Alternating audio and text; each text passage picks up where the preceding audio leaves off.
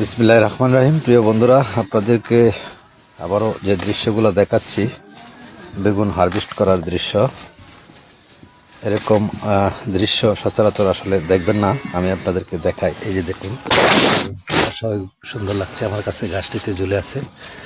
এই বেগুনটা এখন এই যে হারভেস্ট করা হচ্ছে বাজারজাত করার জন্য। আসলে প্রচণ্ড ভালো লাগে এরকম খেতে আসলে, যদি ফসলগুলো ভালো হয় এবং বাজারজাত করা যায়, দামগুলো ঠিক থাকে, সবাই আসলে উপকৃত হয়। যে কৃষক ভাই করে তারা উপকৃত হয়। এবং সবার জন্য আসলে এইরকম এই যে দেখুন, আমি আপনাদেরকে দেখাচ্ছি একটা গাছে, প্রতিটা গাছে আসলে এরকম বেগুন আসতেছে এবং আশা করি যত দিন যাবে যে কলিগুলো আসতেছে জোকায় জোকায় বেগুন আরও বৃদ্ধি পাবে। তাই সকলকেই বলবো, আপনারাও চাইলে কিন্তু এই ফসলগুলা করতে পারেন এবং লাভবান হতে পারেন, মুনাফা পাবেন। আশা করছি যে সবাই এই কৃষিটি করবেন আপনারা। অসম্ভব সুন্দর একটা ক্ষেত। আমি যে চারপাশ দিয়ে দেখাচ্ছি, একদম দেখুন আমার চেয়ে উঁচা, প্রায় 5 ফিটের চেয়ে উঁচা হয়ে গেছে গাছগুলো।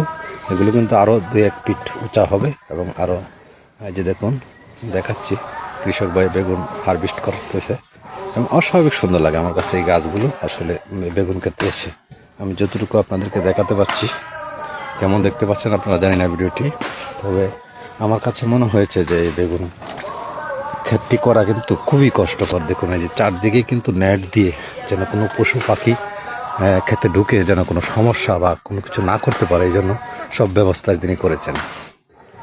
তাই সকলকে বলবো, আপনারাও যদি এরকম কৃষি করতে চান আপনারাও করতে পারেন। আপনারা করলে অবশ্যই কিছু অধিদপ্তরের পরামর্শ অথবা যারা অভিজ্ঞ আছে তাদের পরামর্শ নিয়ে করবেন, ইনশাল্লাহ আপনারাও লাভবান হতে পারেন।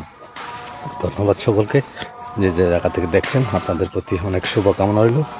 আর আমি যে দৃশ্যটি আপনাদেরকে দেখাবো, আসলে যে দেখুন এখন নিচ থেকে দেখায়, একটা গাছ কিন্তু একটা গাছের থেকে দূরত্ব নেই, একটা গাছের থেকে একই মাপে একদম প্রত্যেকটা গাছের গোড়ায় কিন্তু খুঁটি দেওয়া আছে। এই দেখুন বেগুনগুলা হইতেছে এবং এই যে বেগুন তোলা হচ্ছে। অস্বাভাবিকভাবে মানে এই চাষগুলো করা হয় খুবই পরিশ্রমের মাধ্যমে। যখন এই চাষগুলো সাফল্য হয় তাহলে আসলে কৃষিটা করতে ভালো লাগে। তাই অবশ্যই আপনারাও যারা করবেন সবার জন্য শুভকামনা রইল, সবার জন্য অনেক অনেক ভালোবাসা।